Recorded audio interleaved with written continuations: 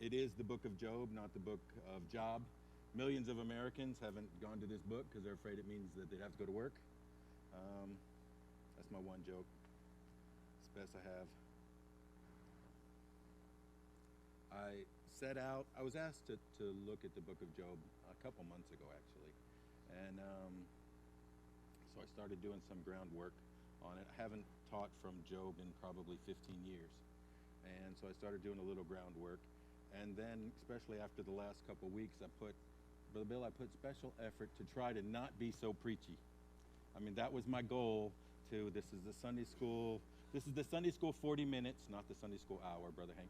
And, but I'm thankful every time you give me the extra 20 minutes.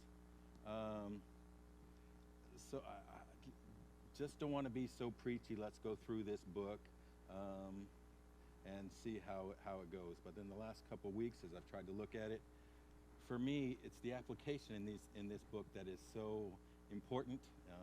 It's what's so important to me. It's what touches my heart. So I'm still going to try not to be so preachy, but I know I'm going to fail. So if you confess that up front, right, you know, it makes it easier. We aren't going to do the whole book verse by verse like we normally do. It's possible because Job is written like a play. It has scenes, so you can jump in there, just deal with that scene, and that's probably how we'll do it. There's another reason, Brother Hamilton, if I went through this verse by verse, what tends to happen is you get bogged down in just these few things written in this passage, and you lose the overall theme. And especially in the book of Job, what I don't want to do is lose that overall theme, because that's what makes it so important for us and for our time. When you talk about a new book, you're supposed to talk about when it was written, who wrote it, where it was written. We don't know who wrote it outside of the Holy Spirit. It's written by the Holy Spirit. Job is talked about in Ezekiel chapter 14, and in James chapter 5. In Ezekiel 14, he's thrown into a list of righteous men, Noah, Daniel, and Job. That happens twice, like around verse 14, I think verse 20, maybe 21. And then in James chapter 5, we learn of the patience of Job is referred to. We know this book is canon. It belongs in the Bible. It's written by the Holy Spirit. We don't know who wrote it. We don't know when it was written. We believe it's one of the oldest books. Lots of things, like there's no mention of the law in this book, so it's pre-law. There's no mention of the Exodus, it's pre-Exodus. There's no mention of the land of Canaan, it's pre the land of Canaan. We know the land is the land of Uz. Where's Uz? Well, we don't know exactly where Uz is, but we can go to Genesis chapter 10, where it talks about Uz being the child of Aram. We can go to Genesis 22, where it talks about Huz and Buz. One of my favorite sermons I ever heard is about Huz and Buz. Comes from Genesis chapter 22. Huz and Buz, the children of Aram. And we can pretty much picture it. The land of Uz is just northeast of the land of Ur of the Chaldees. And we can probably time this book to saying that Job was, for the most part, a contemporary of Abraham. You know, that's the time that this takes place. But we don't know. Some people try to say that this book was written as late as Solomon. When we don't know, I'm most comfortable, Brother Maddox, I'm most comfortable just saying, we don't know. We don't know. What we do know is what's written in the book is written by the Holy Spirit, and that's what we're going to spend our time looking on. This morning we're going to try to look at the first 5 verses. So we're going to read that, I'm going to pray, and then we'll start this study in the book of Job. Oh, I might have to put my glasses on. It's the weirdest thing. If I don't wear them in the morning when I'm studying, man, I don't need them. But if I do wear them in the morning, then I got to use them for the rest of the day. So I don't know why that is. There was a man in the land of Uz whose name was Job. That man was perfect and upright, and one that feared God and eschewed evil. And there were born unto him 7 sons and 3 daughters. His substance also was 7,000 sheep, 3,000 camel, 500 yoke of oxen, and 500 she-asses, and a very great household, so that this man was the greatest of all the men of the east. And his sons went and feasted in their houses, every one his day, probably referring to their birthday, and sent and called for their 3 sisters to eat and to drink with them. So when each one of them came across their birthday, they had a big family get-together. And it was so, when the days of their feasting were gone about, that Job, notice who didn't show up to the party, that Job sent and sanctified them, and rose up early in the morning and offered burnt offerings according to the number of them all. For Job said, "It may be that my sons have sinned and cursed God in their heart." Thus did Job continually. Let's pray. Lord, I want to thank you for every person that's here, Lord. I want to thank you for all that you've done to bring us together. We'll never understand what has been done and how you have worked, but Lord, we're thankful that we are. We're thankful for the congregation that's here. We ask that everything that takes place today, that all of our worship, Lord, that you might be involved in every facet, for then we know that it will be acceptable unto you. Lord, save us from ourselves, from false views of ourselves, from getting in the middle of things. And Lord, you know the problems, the trials in each heart. We just ask you to minister them as you would see fit, as fits your will. We ask these things in your name. Amen. Okay. Job is not the story of the salvation of a sinner. Job is the story of the development of a saint. Now that seems a little weird when you read the first verse, because it sounds like he's a great guy, because he is a great guy. But he is being developed to become more and more and more like Christ. I wish that I could tell you that, we're going to study this. Brother Wayne, we're going to study this book, and what that's going to do for us is that's going to give us the benefit. When we study the book of Job, it's going to give us the benefit that we won't have to go through the ringer like Job did. I wish I could say that. But I really can't. The fact is, if we want to be formed in the image of Jesus, we will probably go through the ringer. Ms. Paddle, a long time ago I looked at, actually you're the perfect person to use here. A long time ago I had to look up that phrase, put through the ringer. And I found out that is not a very pleasant phrase. It goes back to all the old ringer washers. The tub on the bottom, and it would have a belt around it and vibrate. And up on the top, same motor had a belt, and it would take two rollers and, pull the cloth through to wring it out, to squeeze the water out. And the idea of put through the ringer is because if you were wearing loose clothing, it became quite common. You want to know why these things aren't around? Because it became quite common to get your clothing stuck in between the rollers, and it could even pull an arm through, and it was a problem. This idea of put through the ringer is a real thing. Well, when we take a look at Job, Job's life was really put through the ringer. And, it's something we tend to say, I want to make sure that doesn't happen to me. But Justin, we have to be careful, because that's not supposed to be that's not supposed to be our goal. Our goal is supposed to be, I want to please and give honor to God. I want to grow to become more like him. And in order for that to happen, often our life is going to end up going through the ringer. But rest assured, it comes out of the ringer better, because we have a God that comes to our aid in the middle of this process. And that's what we're going to see when you go through the book of Job, is that God comes to his aid. Now, that brings us to this, and again, we're trying to hurry to get into this. But anytime you start a new book, you need to get an idea of what the theme is, or why it's there, what's the purpose. I definitely have one that it's going to be built around chapter 42, verse 5.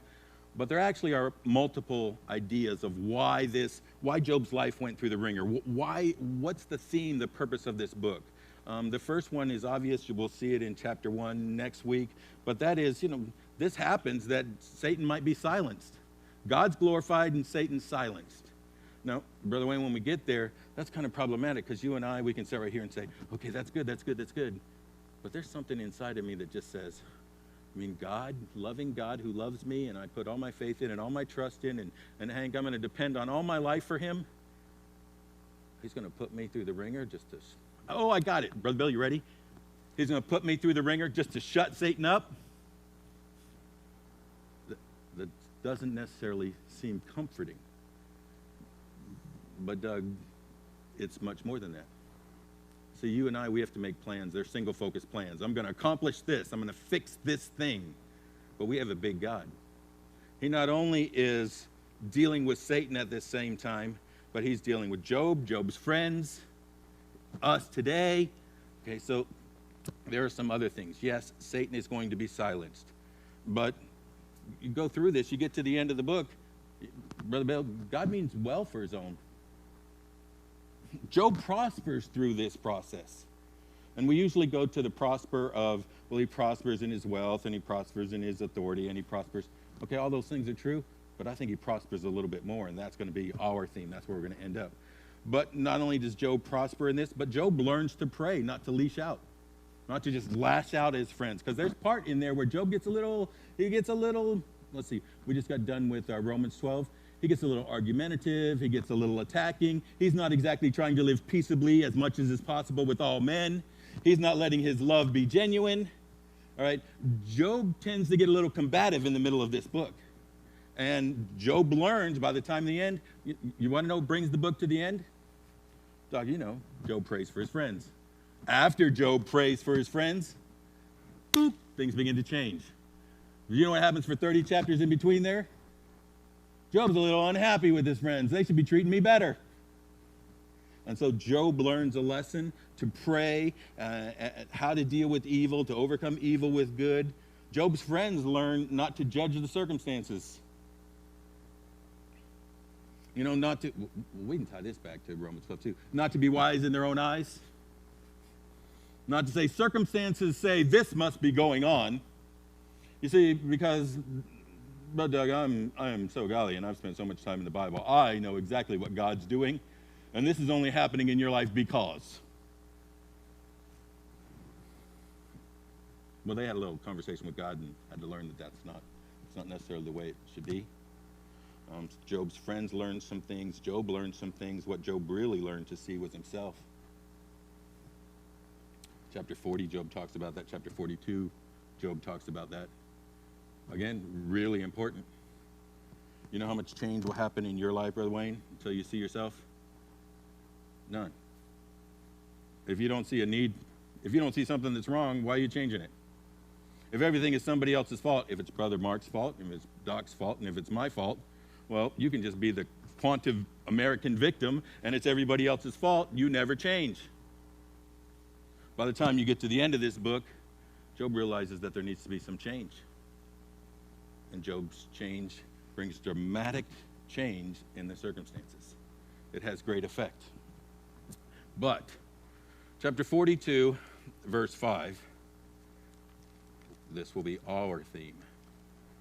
And this is one of my, I don't know about, I can't say if it's one of my favorites, but I cherish the fact of this verse. Because, Justin, we're going to go through the ringer. In the ringer, this is the verse I hold on to. Job chapter 42, verse 5. I have heard of thee by the hearing of the ear. Okay, this is Job talking. You know, beginning of this book, I was a godly man. I knew who you were. You mattered in my life. And we're going to see some of that this morning. But the second half of this verse. But now, being after all the things I've gone through. See, but now, after all the turmoil, after all the challenges, after all the problem, but now, mine eye sees you. I used to hear about you, but now our relationship is better than this. Now our relationship is face to face. You want to talk about the greatest gain Job has through this entire book is now we're face to face. Now it's here. It's not just here. And so that's going to be the theme, because God does what he does in our lives to help us see him more clearly. You know, if there's like one statement, if I did a slide for Sunday school, that would be the slide. God does what he does in our lives to help us see him more clearly. Because then there's a second part to that. You know, it's I don't even know who sang the song. Somebody knows. Yeah. To see him, to know him, Brother Bill, to know him. Oh, good guy from Kentucky, you're going to know this song. To know him is to love him. And the more we see him, the more we'll grow in our love for him. And the thing that motivates us, we make our decisions, we chase our desires, our life is encamped around what we love. So if we can see him more, we will love him more, we will be more like him. It will change our desires, it will change our decisions, it changes our actions. And that's going to be the theme as we go through this book. So let's meet Job. We read verses 1 through 5. A couple things you got to keep into context as we go through this. One, Job is a real man. This is real. This is not just a story. If we make it just a story, we lose some of the impact. This really happened. He really lived in a real place. He knew a real God. He had real conflict with a real devil. He had real trials. When we start to look at the trials that he goes through, these things are happening in a life. These are happening in a Christian saint, in a set-apart life, who God says was perfect. So when we begin to look at this, he had a real wife, he had real friends, he experienced real pain. This is history, it's not fiction. You know, sometimes I've read and people talk about the Job syndrome. I just get grouchy right then. And usually I have to stop because this is not a syndrome. To Job, this was not a syndrome. To Job, this is real life. And Justin, if you're in the ringer, you know, you can't get out of the ringer without help, by the way. And that thing starts pulling, it's, somebody come turn this thing off. If you're in the ringer, it does not feel like a syndrome. It's not something we just know about and hear about. It's a real thing. And this book touches us the most if we'll keep in context that it's not fiction, it's history, it's real. It's not a syndrome. Job was a real man, but he's also a great man. I've already referenced the idea that in Ezekiel, he's thrown into a group with Daniel, Noah, and Job. And they're thrown in that group because they're called righteous men. That's a pretty exclusive group, but I'll make it even smaller because that's the group they're in Ezekiel, but God calls them the greatest on the earth. That's a group of one. If I was going to compare him with anybody, it'd be John the Baptist, who's the greatest born of women. Okay, now we can make it a group of two. But it's a pretty exclusive group. He is a great man. Verse 8 tells us there's none like him on the earth.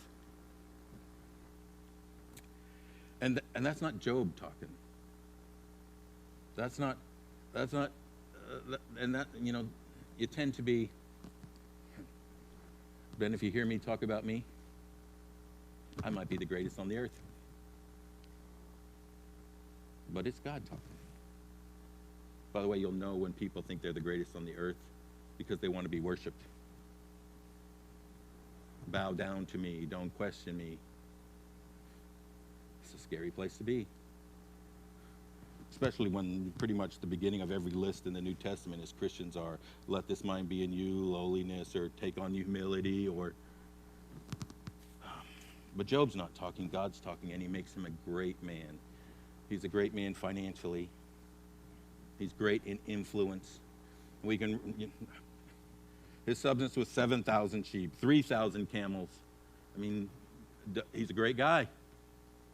He not only controlled the stockyards, but he controlled the stock market. I mean, and it grows. He was the greatest in his area. He was greatest in that little town of Uz. He was the greatest in the east. He was the greatest on the earth.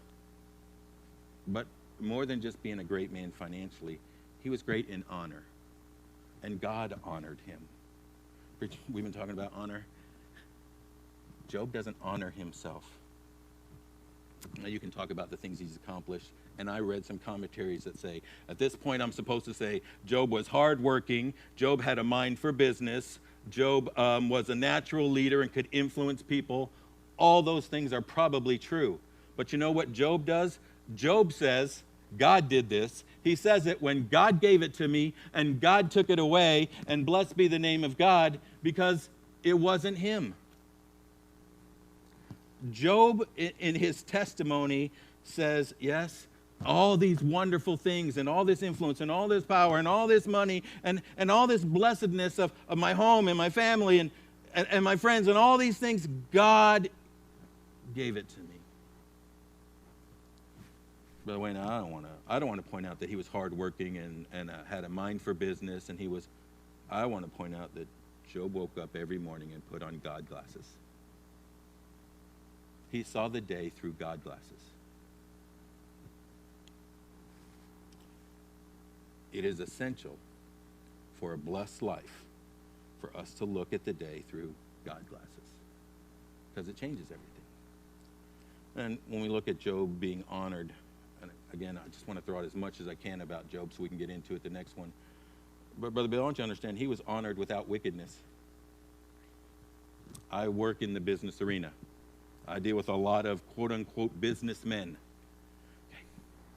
For the most part, there is this idea that the only way you can get ahead is to cheat a little bit. Okay, don't cheat, because cheaters get caught. And I'll tell you, most of the people I deal with, that's how they think. Don't cheat. Don't be a cheater. But if you cheat a little bit, it's not a cheater. You got to cheat a little bit.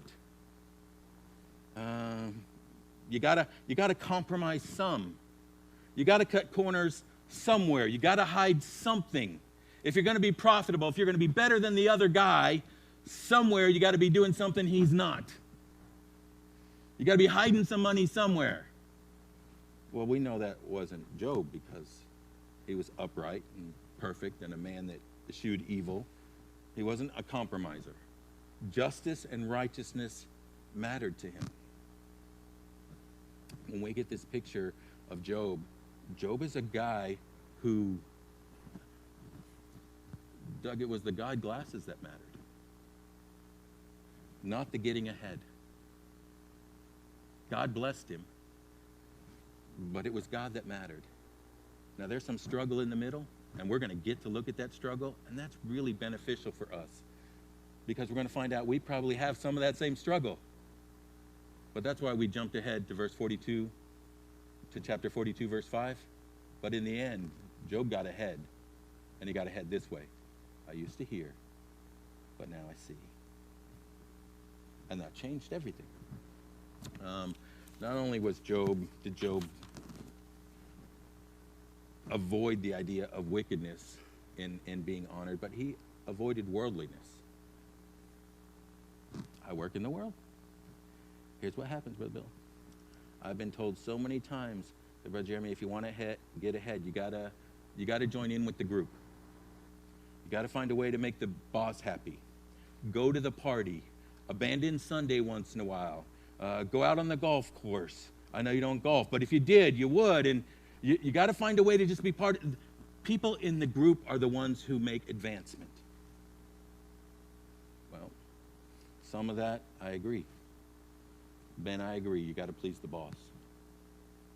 You got to decide who the boss is. Is it going to be the one who's called us?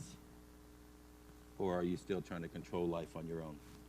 Who are we dependent on for life? Who do we depend on for life? Love not the world, neither the things that are in the world.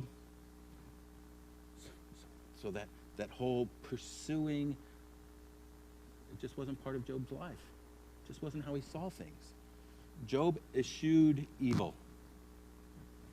You can look it up. It'll mean run from, or it'll mean hate. But this is one of those onomatopoeia words. Onomatopoeia? I can say it, I can't spell it. It means, it's the old Batman show. Thwark, pow. It means a word that reads like it sounds. And eschew doesn't exactly fit, but it does in my head. This is how I get eschew. Because, it's not going to happen now because it's cold. That door's closed. But come about March, those doors will be open. Screen door, windows. And when that happens, my house gets flies. I don't know why I get so many flies, but my house gets flies. I'll blame it on the fact there's so much sweetness in there. And I run around saying, eschew, eschew, eschew. And I really do think that's how Job looked at his life. Evil, compromise, challenge. Justin, just get away. Get away. God glasses go on, and it just doesn't make sense. It's not worth it. When we begin to look at him, I mean, this is a good guy. And also when we take a look at his honor, it wasn't self-honor. He wasn't this guy. It is so tempting when we get a little authority, when we get a little position, when we get a little ahead, to want others to bow down. Job wasn't concerned with that. Job did not spend his life seeking gold. He didn't spend his life seeking gold. He sought God. How do you know? Preacher, pretty easy. Pretty safe to say the most important thing on earth to Job was his kids. And we are going to see that as we begin to look at his home. It was extremely important to him, and he had passed this idea along. It was a very close home. Try to call up 6 brothers and 3 sisters and say, come see me. Everybody's always busy. The fact that they always get together for every little birthday party, this is a close family. It's a close family because he raised it that way, because it was a home full of love, one for another. He cared about his kids. But what do you see him doing? Who is he dependent on for his kids? But Mark, he's not saying, all right, kids, let's come together. Let's talk about the wealth. Let's talk about how we're going to maintain it, because this is what's going to make you important. This is what's going to give you a good life. This is how you know things are going to turn out. This is your retirement plan when you're 50. This is not the most important thing in the world. You know what was the most important thing in the world for his kids' security? That he was at home offering burnt sacrifices for them, for every one of them. He was dependent upon God for those things that were important, not upon the world. And because that's where he thought the answer was, it was easy for him not to compromise. How different that is than our society, where we have to have everything and we have to have it now. What do we have to have? I don't know, whatever it is at the time. We are encompassed with a society that just must have. I've read 3 articles this week. All of them were this week. If you look at the news, Google News or Yahoo News, or I don't look at AOL News anymore. That shows how old I am. But if you just look on the news, all 3 of these articles have been in the news this week. Huge articles about student loan debt and how the millennial age group can't get out of this debt, and as such, they need it paid for. Somebody needs to come in and take it off of them. Follow right up after that, and you're going to find millennials, the same age group, cannot buy houses. They can't get ahead. They can't build security. Follow that up, and you're going to see articles about the massive credit card debt of the millennial generation, and how, and all I hear is, it's because they have to have, and they have to have, and they have to have. They have to move out as soon as they turn 18. They have to go to every Friday party. They have to have every brand new iPhone. They have to up their service. They have to have every streaming. They have to go to every party. They have to have a new car. But look, none of those things fit. So they have to have more, and they have to have more, and they have to have more. But if you keep giving, it's never enough. We are meant for God. Anything we substitute for God is an idol, and it will never be enough. It will always be empty. We'll always have to replace it.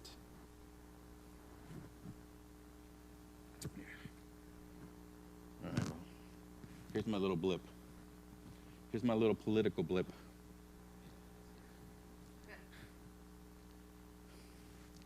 The perfect illustration is the earned income tax credit. Okay, the earned income tax credit started in 1998. It started as $400 per child to be allocated to your taxes that you could write off, and then if you didn't pay, you would get that money back, but it was $400 per child supposed to help. It was increased in 1999 to $500. By last year, by 2020, it was up to $2,000 per child. It started out to be, you had to be under $42,000. I think now it's up to $75,000.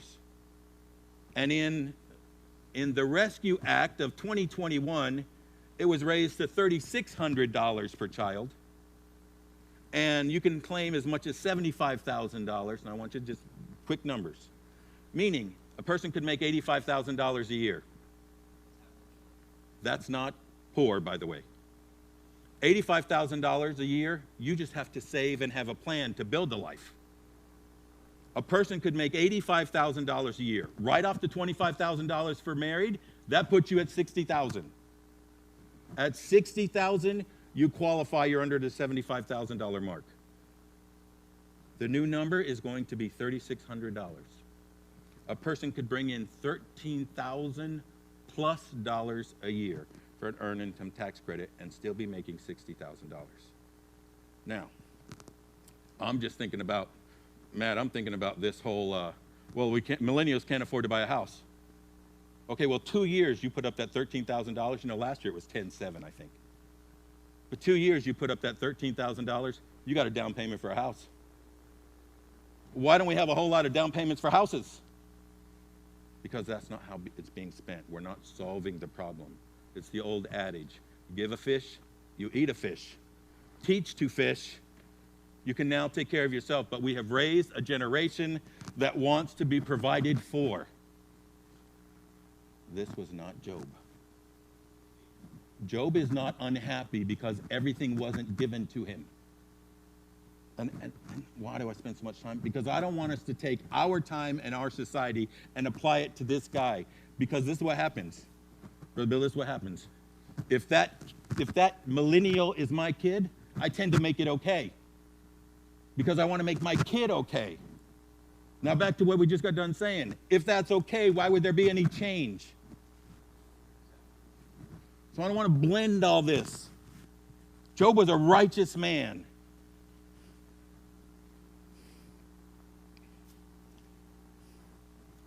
That sounds like I don't like things. I like things. Oh, here we go. I wrote this down.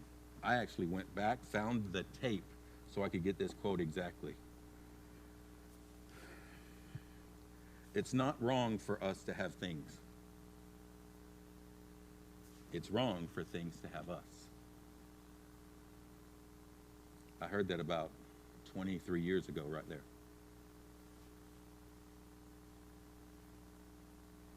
It's not Job. And that shouldn't be us. He had honor without wickedness, honor without worldliness, and honor without self-worship. Job is a man of honor. Well, let me say this too. If God sees fit to honor somebody else with more things than you have, don't get bitter and jealous. I'm going to tell you, when that comes in, what it shows is those things are what you're depending on life for. Because if it's God, you still have him. You don't have less of him. Why do you care what somebody else has? Be careful with that covetous, greedy heart, because it's not worth the trip down that road. It ends poorly. Job is a real man. Job is a godly man. And let's take a look at Job's home. We don't have enough time for this, but it's intro, so we got 2 months. Job loved his children. Job took seriously the job to raise his children in the nurture and admonition of the Lord. We could talk about it, but it's obvious in the family that he built. We see what's going on. They're at a birthday party. He's at home offering. He's depending on God for their life. Doug, I love this picture. Let me bring it up a couple thousand years. I like to read about the Wesleys. It's just a time I like to read about. There's obvious good guys, there's bad guys, and the Wesleys stood against the bad guys. But if you read about the Wesleys in church history, you're going to find they always gave credit back to their mom, to Susanna Wesley. Susanna Wesley would have she had 19 kids. She had 19 kids, 10 of which would survive. How can you have 19 kids? How can you have 10 kids survive? Well, by her testimony and the testimony of her kids, it said that she spent an hour with God every single day. It wasn't an option. It's not, Katie, it's not like, what am I going to do? I must have this time. This is the time I have perspective. This is the time I learn to see things. Go back to the idea of the God glasses. This is what makes it possible. This is, if we're going to live life of honor, if we're going to parent well, if we're going to marry well, if life is going to be well, if it's going to be pleasing, we must depend on God. And that means we have to have this time. When we take a look at Job and his family, the very first thing we see is him avoiding the party and staying home, spending time with God for his home. And that commitment is just part of his life. Job also realized that he was wise. He was a good parent. He realized that his kids weren't perfect. He said, it may be that there's some issues there. It may be that they curse God in their heart. It might be out there that they've fallen to wickedness or they've fallen to worldliness. It might be that something in there. I've learned this. I've learned this. I've gotten old. I'm an old man, Ben. When I was a young guy, I would say stupid things like, well, look at Brother Hamilton's kids. My kids will never be like his kids. Look at Treva's kids. My kids will never be like his kids. Her kids. Those kids. Treva, you want to know what I've learned as I've gotten older? Be careful what you're saying about other people's kids. Because you don't know what's going to happen to yours when they grow up. In fact, let me tell you what I've learned. I've learned if you say something about somebody's kids, they might just grow up and be your in-laws. I wish Doug was in here for that. But it's true. You better be careful what you say. Job realized that his kids weren't perfect. He wasn't trying to make them look good by tearing everybody else down. He wasn't deceived in thinking they were the good ones. Kids are people. That means they're going to bring conflict. Wives are people. That means there's going to be conflict. Church is full of brothers and sisters. They happen to be people. That means there's going to be conflict. Job is at home depending on God to deal with the conflict.